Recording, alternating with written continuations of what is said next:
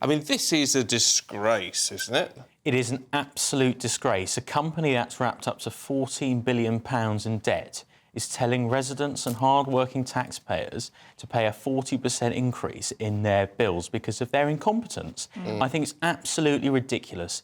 And as a Buckinghamshire councillor, where Thames Water is a utility company, I've been trying to hold them to account for so long, and they've been so slow, so inefficient, and despite the fact my local MP set up an action group to hold them to account, they've been slow, and now they're trying to put a bigger bill on. And this is the problem when you have foreign equity that is dictating our public utilities and now deciding to foot the bill higher to our hard-working residents. And I think it's absolutely unacceptable. What do you think is going to happen next, then? Because shareholders had agreed to invest £500 million by Sunday. Well, that's not going to happen, is it? Well, we had this conversation in summer of 23 where they obviously asked for more money, and they'll keep asking for more money.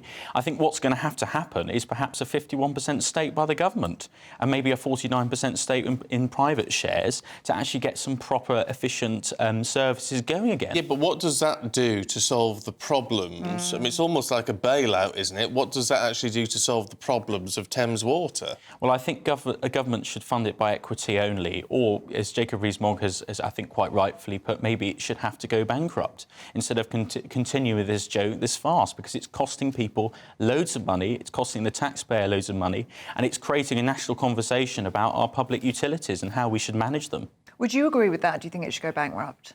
I would actually, yes, because it's just kicking the can down the road at this point, and it needs to be a clean cut where Thames Water needs a complete revamp. It's, you know, it's a multi-billion-pound revenue operation, and yet it's just taking in more and more money from residents and not giving the proper services as a public utilities company with a social responsibility to those who pay those bills. But it's just yet another example, isn't it? All these years on from privatisation, where now we've got, looking at renationalisation of one water company at least.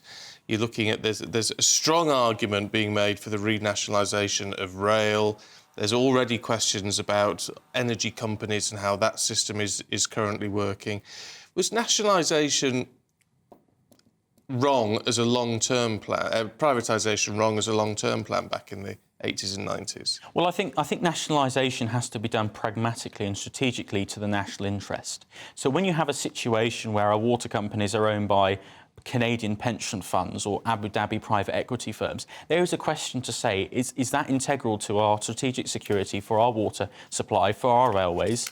And even, we see with our steel industry as well, that's collapsing now, and we saw that's owned by foreign investors. We should try and get some homegrown capital to fund in these companies who have a stake in keeping it homegrown and British. But in a sense, the way the system is meant to work, it shouldn't matter who owns it, so long as it's being run properly and effectively, which this clearly isn't. Well, I think it should be both. It needs to be run effectively, and it should have some patriotic investment, in my eyes, because quite frankly, it's a British public utility to serve British taxpayers, and that's what it needs to do, and it's clearly not fitting the bill at the moment. The Labour Party has said it's the government which has weakened regulation, allowing water companies to get massively in debt whilst the sewage system has crumbled and illegal sewage dumping has hit record levels. What do you make of that? Is this the government's fault? So Labour can't talk, because I think it was 2009 they were taken to court by ECHR for sewage pumping into rivers. This has been a successive problem. It's not a party-level problem for the last 20 and 30 years. And quite frankly, I think what we need to do now is start to have that national conversation about public utility companies and the future for those. Yeah, but again, with this, it's you can forgive people at home for going, well, what on earth is going on? If it's been a problem, a serious problem since the Labour years, why has nobody tackled it? Well, it's a good question. I've been asking the same question. I know for a fact there are MPs and the Conservatives who are actually tackling this, especially MPs where the constituencies are covered by Thames Water.